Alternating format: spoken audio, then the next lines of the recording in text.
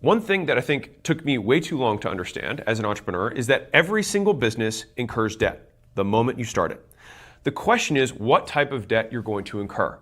And so, for example, if you bootstrap a business, as in you take no outside capital when you start it, you just fund it yourself and you own it and you grow it organically, then the debt that you take on is going to be that you're not going to have enough money to get the best talent in the door. And so you're going to have talent debt. You're probably not going to have enough money to get the right technological infrastructure in place to run the entire business. So you'll take on technological debt, right? And you can go down the line and start thinking about all the other ancillary non-financial versions of debt. Now, businesses that choose to take on financial debt choose to take on that debt instead of the other types of debt because of the nature of the competitive dynamics of the market they're in.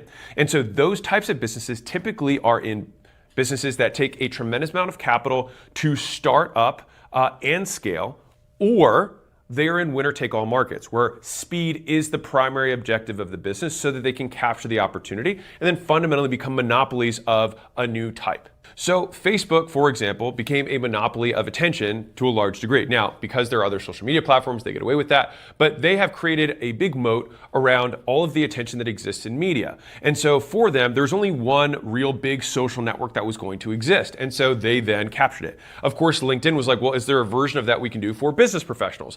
And then they captured that. Now, can you imagine now another professional social media platform being like, oh, we're now starting up. It's like, there's no room for you.